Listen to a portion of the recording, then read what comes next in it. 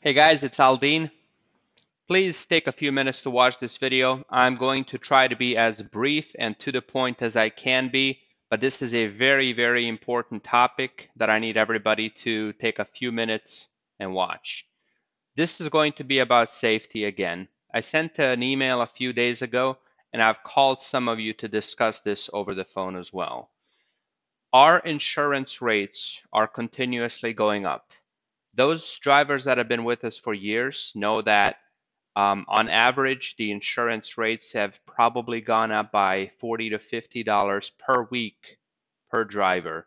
If you do the math on that, guys, that adds up to a lot of money over a course of a year that you're paying.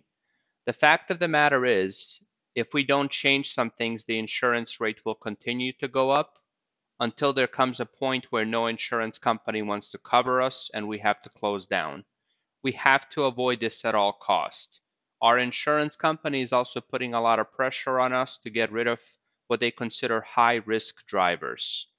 Now, we have been in communication with them, and I am making one last ditch effort to give everybody that's on our team an opportunity to keep their job with BH Express. But some changes will have to come, especially to those high risk drivers. Now, I'm going to be going over exactly how we determine who our high risk driver is, and I'm going to be going over what BH Express plans to do to help you guys be more successful on the road. So let me start off with the NexTrack tracking device that everybody has in their van has a report that we can generate that shows us 5 different categories. Now I'm going to really briefly go over those categories, and I am also sending out a email attachment that's going to be showing you those categories as well. So the categories that we get from the NexTrack tracking report is posted speed alerts, okay? This is when you're driving more than 10 miles per hour over the speed limit. Now, I advise everybody to always adhere to the speed limit. That is legally, what you should be doing. That is the most safe way to drive. But right now, our primary focus in this phase is going to be to get everybody to be driving no more than 10 miles per hour over the speed limit. So we're going to be evaluating alerts when you're driving over 10 over the speed limit. The next type of alert is called excessive speed, and this is if you're ever driving more than 80 miles per hour. Now, if you're on a road where the speed limit is 50, you should never obviously be driving 80 miles per hour. Some parts of the country, like Southwest, have higher speed limits. So as long as you're adhering to those speed limits, but please know that we will be evaluating when you're driving over 80 miles per hour. Sudden or hard braking.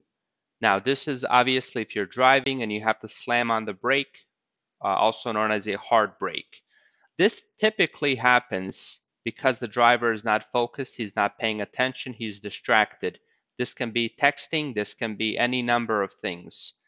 Obviously, there is also a number of valid reasons that a driver is going to have to hard brake.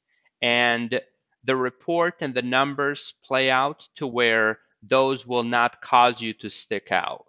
Okay? But we can very easily tell if this is a one-off where perhaps you had an animal jump out or the car in front of you slammed on their brake. And there's numbers don't lie, as they say. So when we evaluate a bigger picture, when we evaluate a whole month or 2 or 3 months of numbers, we can tell the trends and we can tell drivers that are constantly having this behavior, and we can tell drivers that are generally safe, but every once in a while they have to slam on the brake. The nature of driving is sometimes there are cases where you have to do this. The point is not to avoid hard braking. The point is to be a safer driver so you don't put yourself in a position to where you have to hard brake, if that makes sense. The next type of alert is acceleration. So this is, again, sudden or fast acceleration. This is if you slam on the gas pedal. Again, you're more likely to lose control of the vehicle. And then the last one is called cornering. And this is if you have to suddenly or quickly turn the steering wheel. Again, this is very similar to sudden or hard braking. Usually it means you're not paying attention perhaps, or you're distracted, you're not focused, and you have to swerve out of the way to avoid an accident. Now, winter is coming. One of the easiest ways that you're going to get into an accident is sudden braking or sudden cornering. This is the easiest way to lose control of your vehicle. Safety matters because your life is on the line, the life of others is on the line. We don't want a BH Express driver getting injured or worse. We don't want a BH Express driver injuring somebody else or worse. So here are the things that we're going to be doing to help you guys out. We're implementing a system where our computer will automatically calculate how much time we ask for delivery on a load. So going forward, and I'm going to explain this because I think in the email I sent, perhaps there was some misunderstanding of this. So going forward, every load that we bid on, the system is going to calculate your driving time the following way. It's going to take 700 miles at 55 miles per hour average. After 700 miles, it's going to add a built-in 7-hour break so you can stop and get some rest. And then it's going to give you another 700 miles. Now, when you're actually driving, we're not going to be calling you. There's no system in your vehicle that's going to enforce that you stop after 700 miles. This is simply giving you the time for delivery.